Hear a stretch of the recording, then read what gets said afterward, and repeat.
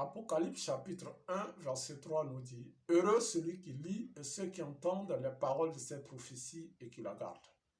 Bien-aimés de Dieu, soyez la bienvenue à notre chaîne appelée Israël Eli Robot. Robot pour dire que Dieu aimerait te mettre au large. Le Dieu que je sers, le Dieu que nous servons tous aimerait nous mettre au large.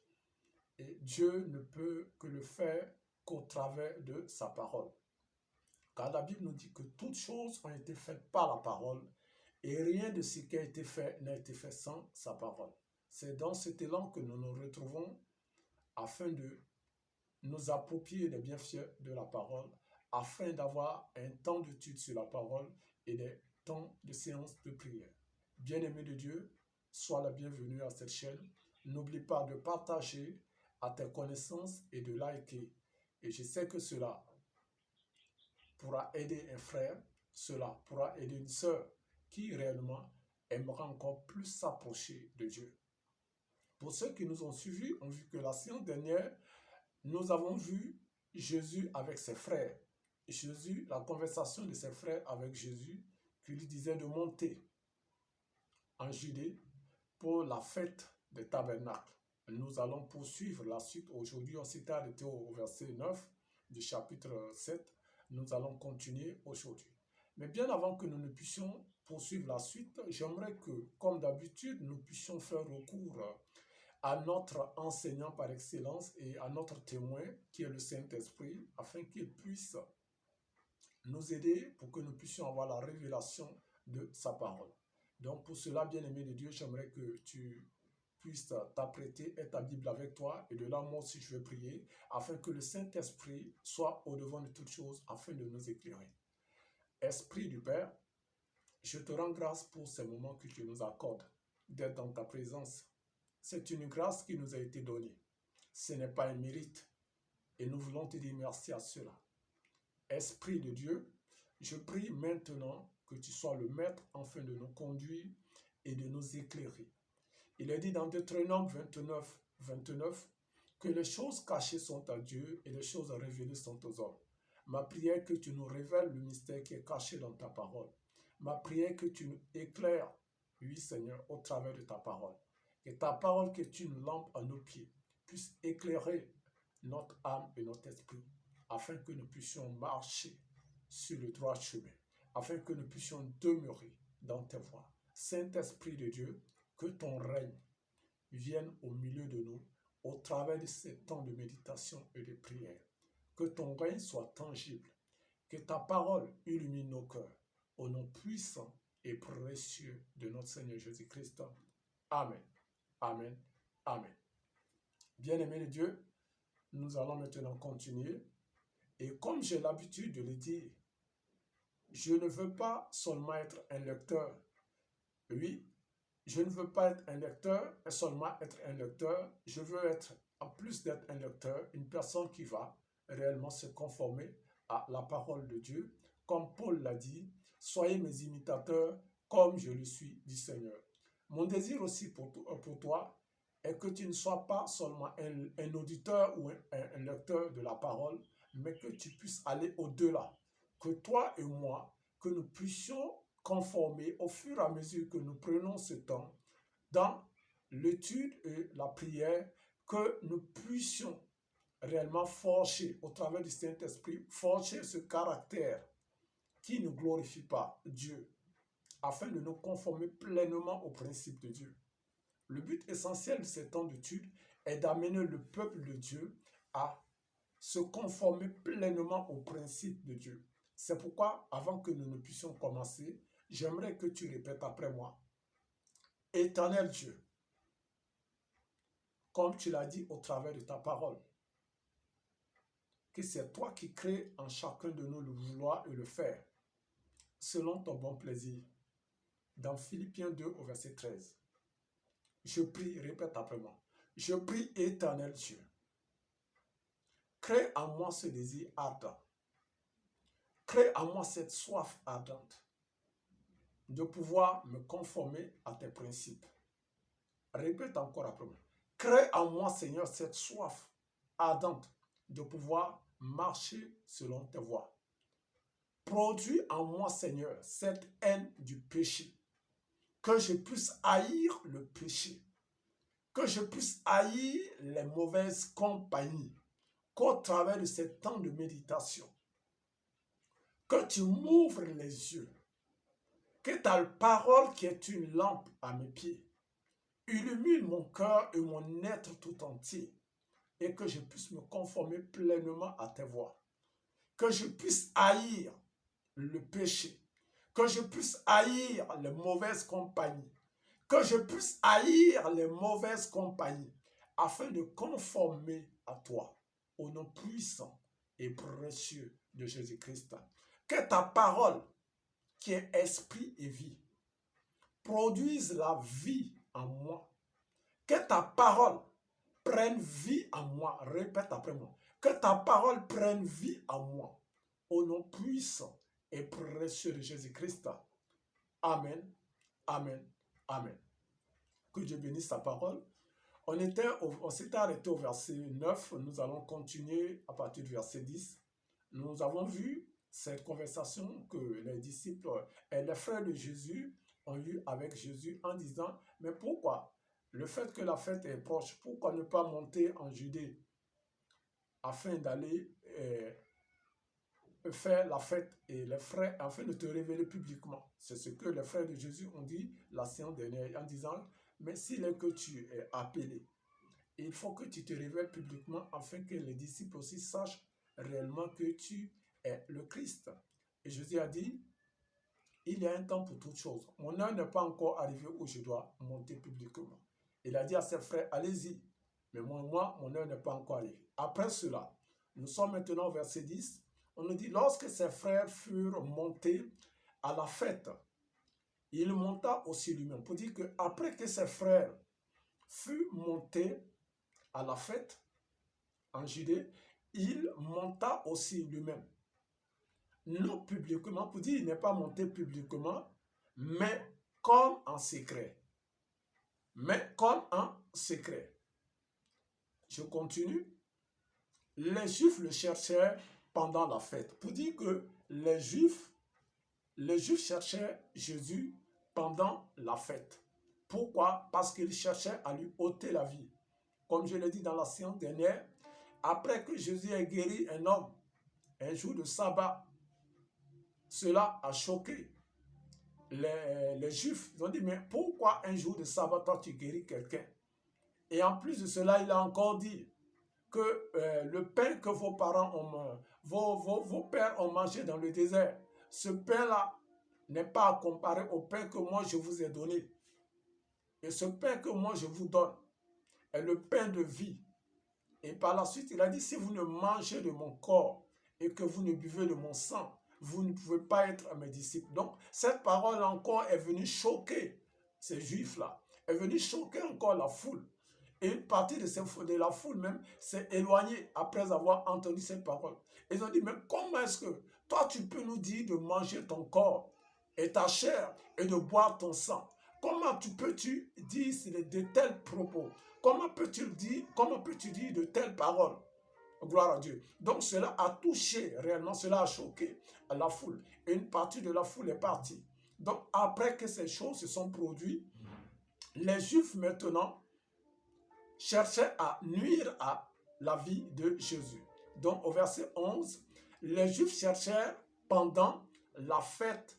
Les Juifs le cherchèrent pendant la fête et disaient, où est-il? Pour dire, où est-il? Il cherchait maintenant à lui ôter la vie. Au verset 12, il y avait dans la foule grand rumeur à son sujet. Au sein de la foule, il y avait de grandes rumeurs. On parlait de lui, mais pas publiquement. Les uns disaient, c'est un homme de bien. Vous voyez, les uns disaient, ceux qui avaient mangé le pain, disaient non, Jésus c'est un homme de bien. C'est un homme sans faute. Il est bien. Il nous a fait manger du pain. Il nous a fait manger du poisson. Ça, c'est une partie de la foule, ce qu'une partie de la foule disait, mais dans le secret, secrètement. Et je continue, que Dieu bénisse sa parole. Il y avait dans la foule grand rumeur à son sujet, au verset 12. Les uns disaient, c'est un homme de bien.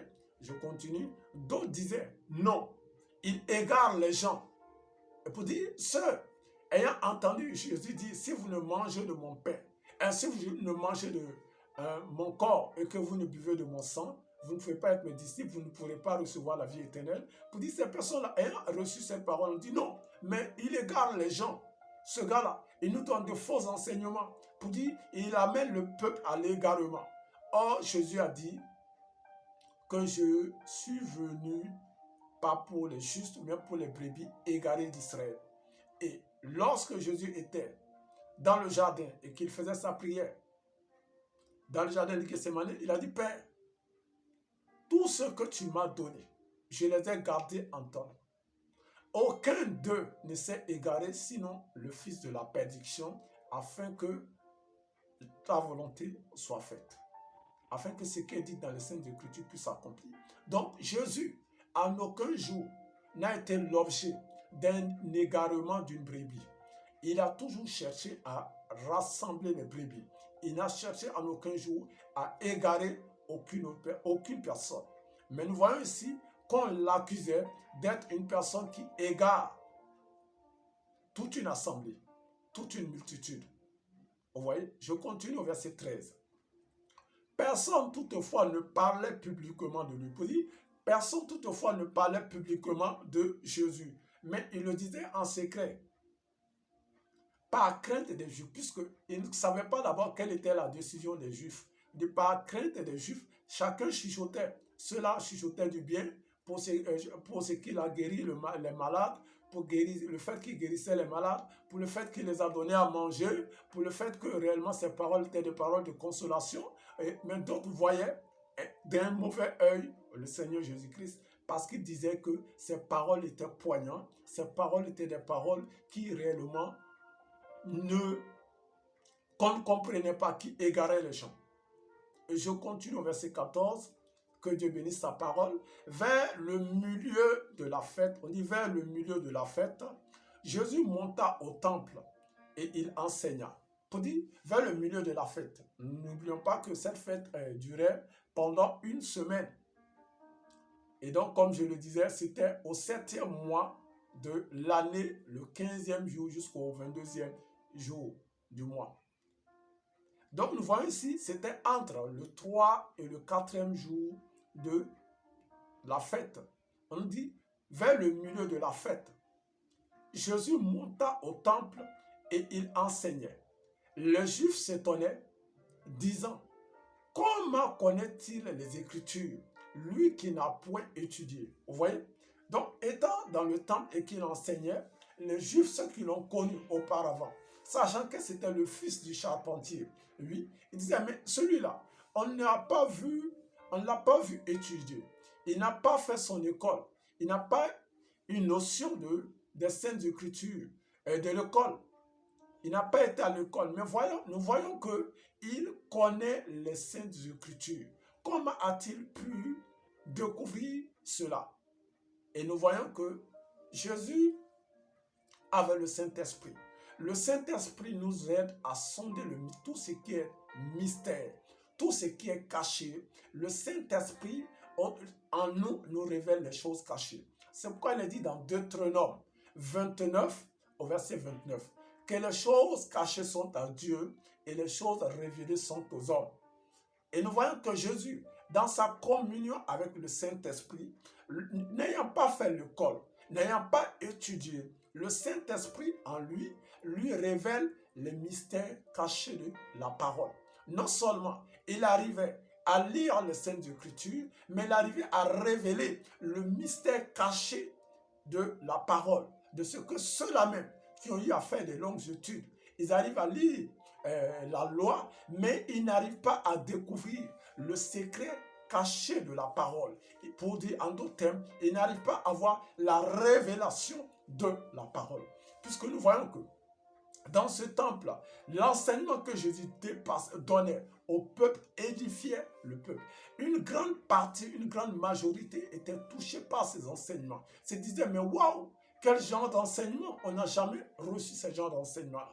Malgré cela, il n'a pas étudié, il n'a pas fait l'école. Mais le Saint-Esprit lui révélait tout cela. Donc, pour dire que notre communion avec le Saint-Esprit ta communion avec le Saint-Esprit, ma communion avec le Saint-Esprit permettra à ce que je puisse sonder les Saintes Écritures, permettra à ce que je puisse connaître, à ce que toi aussi tu puisses connaître tout ce qui est caché. Pour dire que n'oublions pas tout ce qui est caché est révélé à Dieu. Et le Saint-Esprit nous révèle les choses cachées. Gloire à Dieu, que le Seigneur, dans sa grâce, nous aide à ce que notre communion avec le Saint-Esprit s'amplifie de jour en jour, soit graduelle. Amen. Tu peux dire avec moi Amen. Et je sais qu'il en serait ainsi. Plus nous nous attachons à la parole, plus notre relation avec le Saint-Esprit s'amplifie. Je continue. Nous sommes au verset 15 maintenant. Au verset 14, vers le milieu de la fête, Jésus monta au temple et enseignait.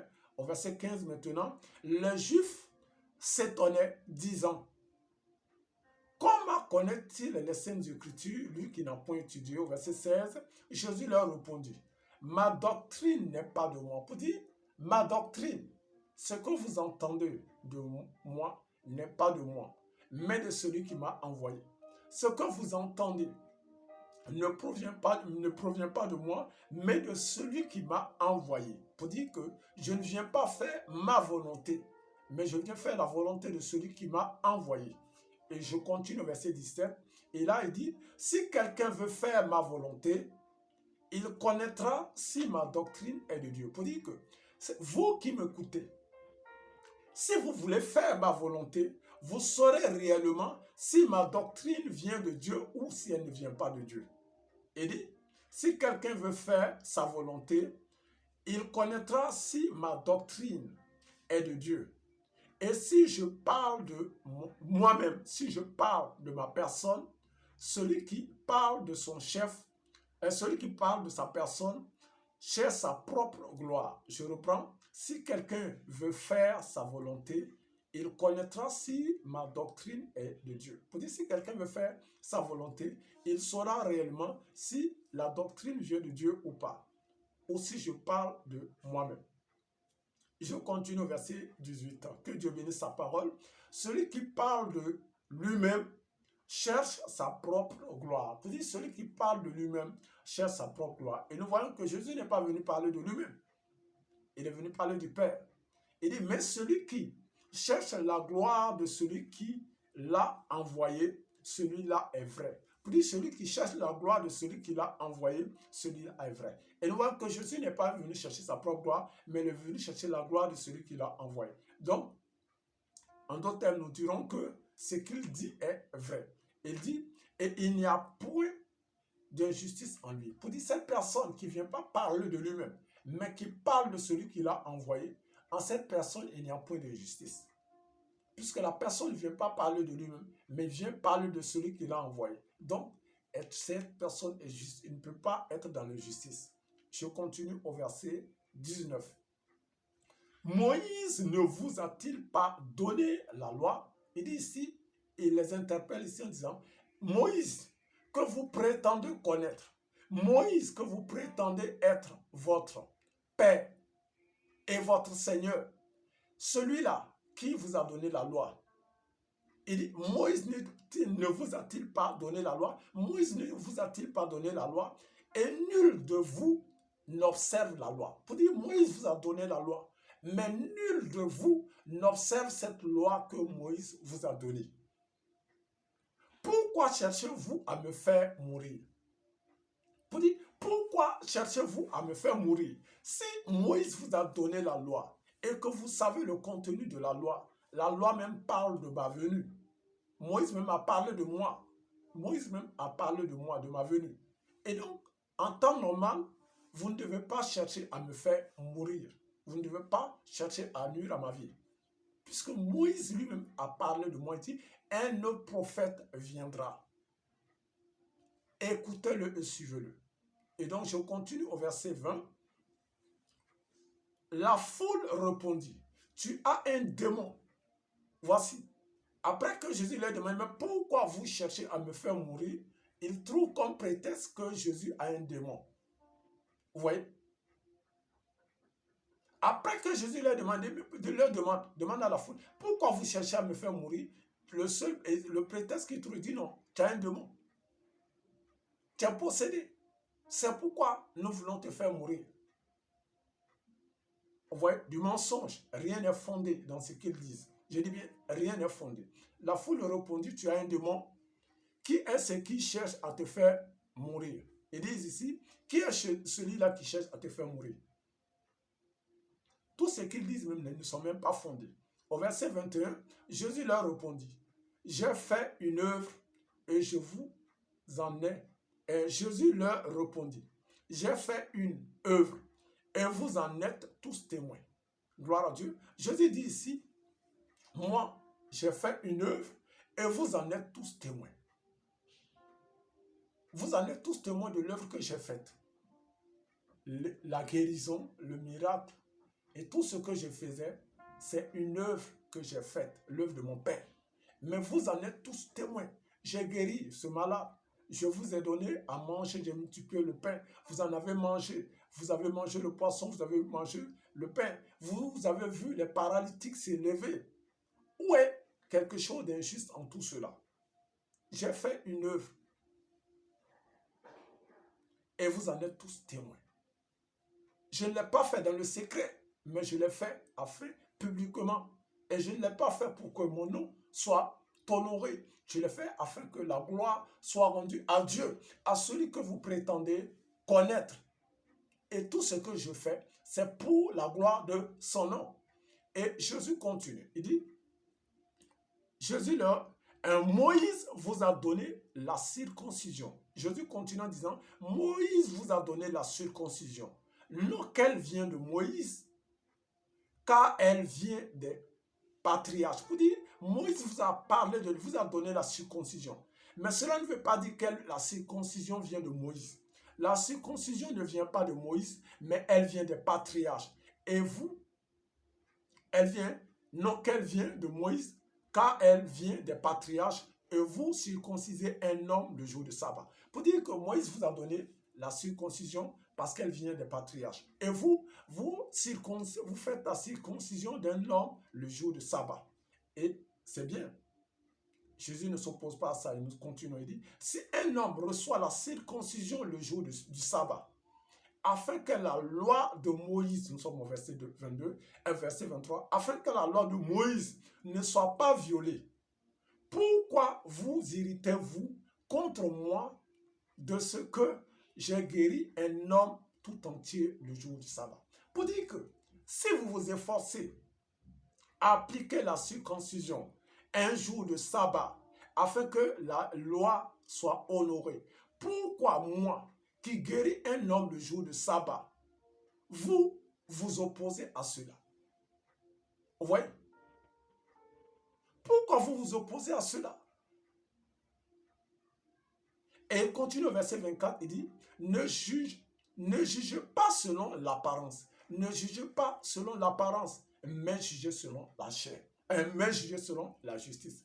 Ne jugez pas selon l'apparence, mais jugez selon la justice. Mais jugez selon ce qui est juste. Jugez selon ce qui est juste. Vous avez circoncis un homme un jour de sabbat. Et moi, je viens donner la vie à un homme un jour de sabbat. Et vous ne voyez pas le fait que vous vous conformez pleinement, et le fait que moi, je me conforme pleinement au principe de Dieu. Je viens de donner la vie à un homme qui était enfermé, étant malade, qui était pris sous l'emprise des démons. Et moi, je viens libérer cette personne. Je lui donne la vie et vous vous opposez. Par contre, vous faites la circoncision les jours de sabbat. Soyez juste et observez. Et vous verrez qu'il n'y a pas de mal à cela. Je n'ai fait que les œuvres de mon Père. Je n'ai pas fait cela pour la gloire de mon nom, mais je n'ai fait que les œuvres de mon Père. Vous voyez, Jésus parle ici. Et donc, il n'avait aucun prétexte de vouloir nuire à la vie de Jésus. Il le haïssait tout simplement. Ils ont trouvé comme prétexte qu'il a un démon. Et là aussi, ce n'est pas fondé. En plus de cela, ils disent qu'il a guéri un homme le jour de sabbat. Pourtant, eux-mêmes, ils font, voyez de vous-même, eux-mêmes, ils font la circoncision le jour du sabbat. Ils versent le sang en faisant la circoncision. Par contre, Jésus relève un paralytique et lui donne la vie. Un homme malade, il lui donne la vie. Un jour de sabbat. Bien-aimés de Dieu, nous allons nous arrêter là. Et nous allons passer à la prière. Et je sais que cette parole que tu as reçue, elle est esprit et vie. Cette parole que j'ai reçue, elle est esprit et vie. Elle va produire un impact dans ta vie et dans ma vie. Gloire à Dieu. J'aimerais que tu répètes après moi. Père éternel, je te rends grâce pour ta parole qui est esprit et vie. Je te rends grâce pour ta parole qui est esprit et vie. Que cette parole me lave, que cette parole me purifie et que cette parole me justifie. Oh Dieu, produis en moi ce vouloir et le faire, afin de me conformer pleinement à tes principes. Répète encore après moi. Produis en moi le vouloir et le faire, afin de me conformer pleinement à tes principes. Après avoir reçu ta parole qui est esprit et vie, je prie en ce jour, Seigneur Jésus, que ta parole prenne vie en moi. Répète après moi. Que ta parole prenne vie en moi. Que ta parole qui est esprit et vie prenne vie en moi, afin que toute forme de ténèbres s'éloigne au nom de Jésus-Christ. Répète après moi. Je prie sur la base de la parole et je déclare dans le nom de Jésus-Christ qu'après avoir reçu cette parole qui est esprit et vie, ma vie est éclairée. Répète après moi. Ma vie est éclairée au nom puissant et précieux de Jésus-Christ. Ma vie est éclairée au nom puissant et précieux de Jésus-Christ. Mon âme est éclairée par la parole au nom puissant et précieux de Jésus-Christ. La vie de Dieu, répète après moi. La vie de Dieu abonde en moi. La vie de Dieu abonde en moi. À cet effet, j'ai la nature divine. Répète après moi. J'ai la nature de Dieu en moi. J'ai la nature de Dieu en moi. Au nom puissant et précieux de Jésus-Christ. J'aimerais que tu répètes encore après moi. Il est écrit dans 1 Corinthiens chapitre 6 au verset 17 que celui qui s'attache au Seigneur est avec lui un seul et même esprit. Je déclare en ce jour que je suis attaché au Seigneur. Pour cela, je suis devenu avec Christ un seul et même esprit. Je suis devenu avec Christ un seul et même esprit. Ma vie est éclairée par la parole. Ma vie est éclairée par la parole. Répète après moi. Ma vie est éclairée par la parole. Cette parole qui est esprit et vie prend vie en moi. Au nom puissant et précieux de Jésus-Christ.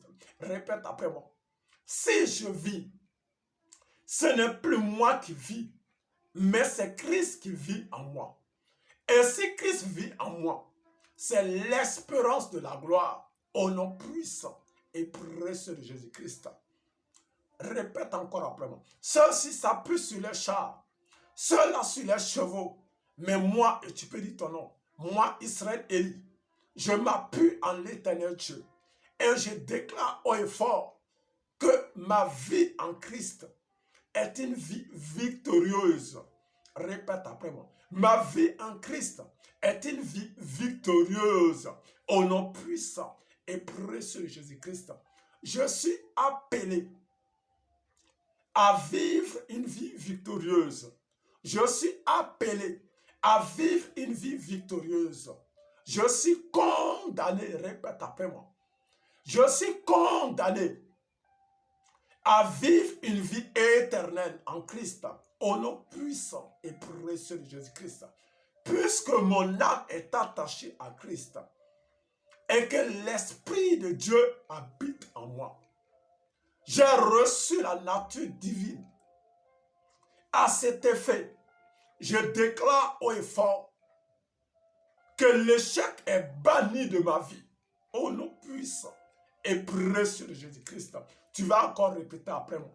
De la même manière que Jésus-Christ a triomphé face à l'adversité, je déclare en ce jour que je triomphe, moi Israël Élie, tu vas dire ton nom, moi Israël Élie, je triomphe dès maintenant face à toute forme d'adversité au nom puissant et précieux de Jésus-Christ.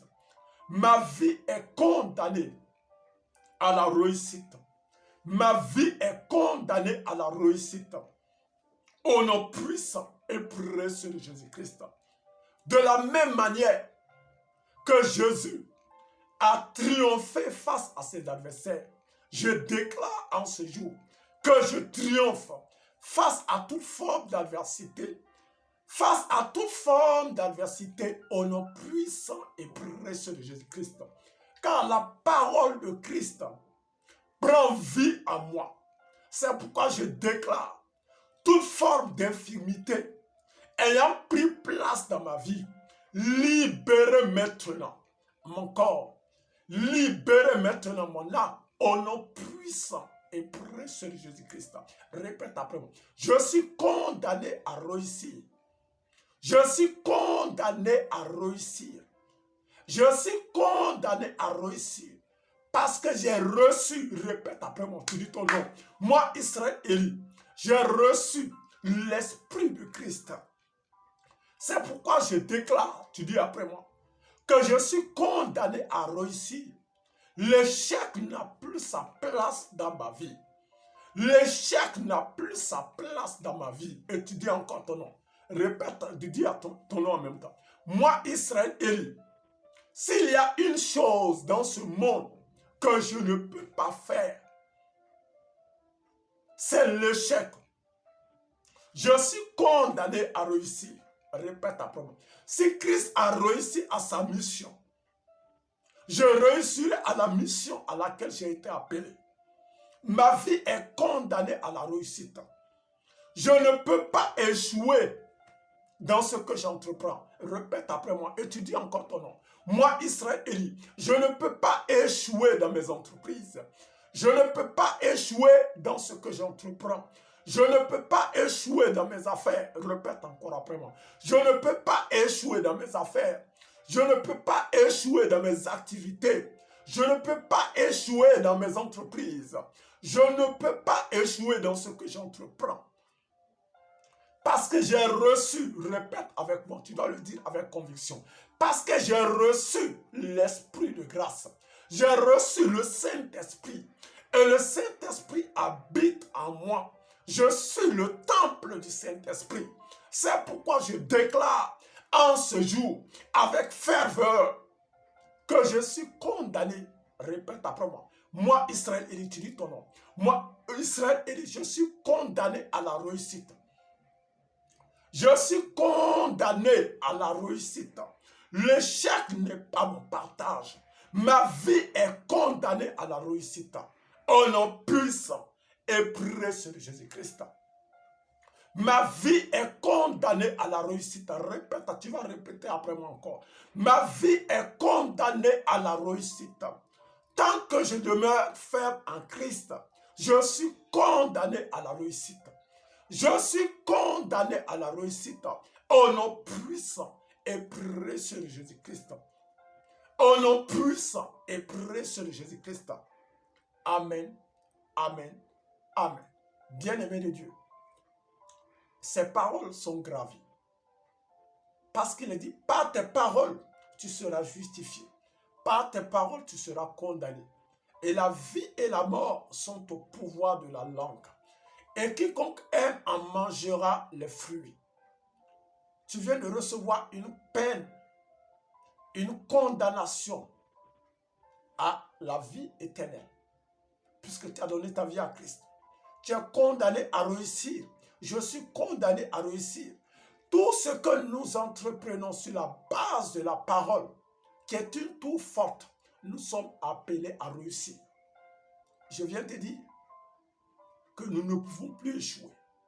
Parce que toi et moi, nous avons cette nature divine en nous.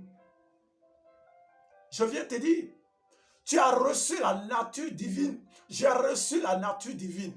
C'est pourquoi je ne peux pas échouer. Répète après moi. Je ne peux plus échouer parce que je suis conduit par l'Esprit de Christ. Je ne peux plus échouer parce que ma vie ne dépend pas de moi-même. Répète après moi. Je ne peux plus échouer parce que ma vie ne dépend plus de moi-même. Mais je suis conduit par le Saint-Esprit. Répète encore après moi. Étant conduit par le Saint-Esprit, je ne peux pas échouer. Répète encore après moi. S'il y a une chose que je ne peux pas dans ce monde, c'est l'échec. Je ne peux pas échouer.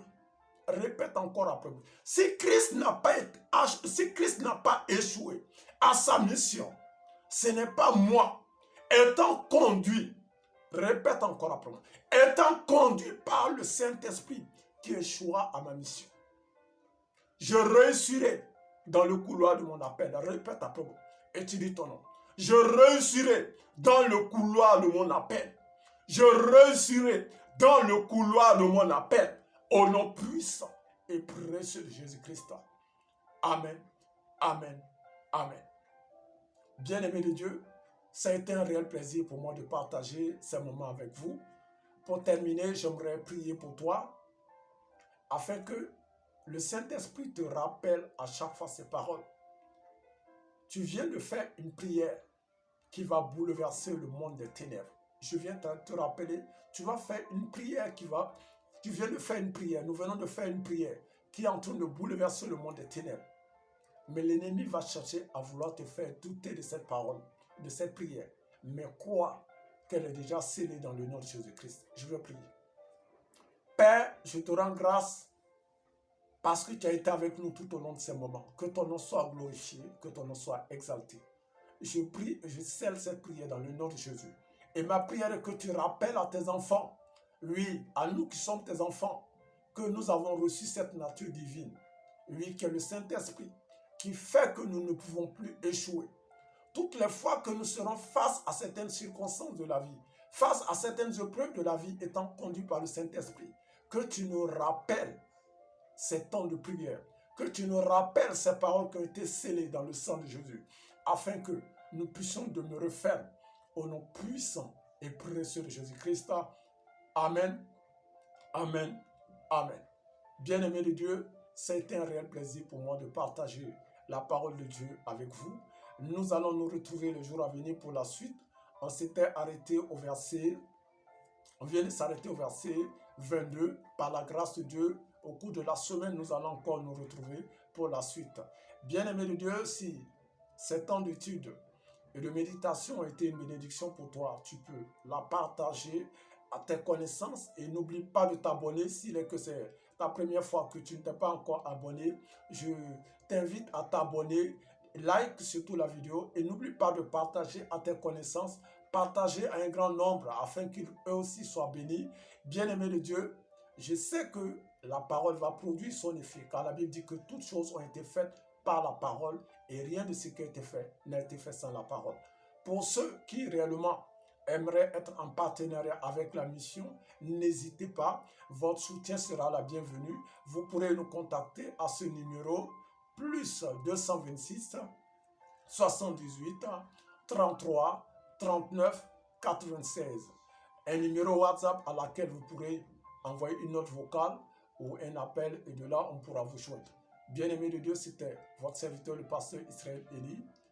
Que le Seigneur nous amène au large. Shalom. À bientôt.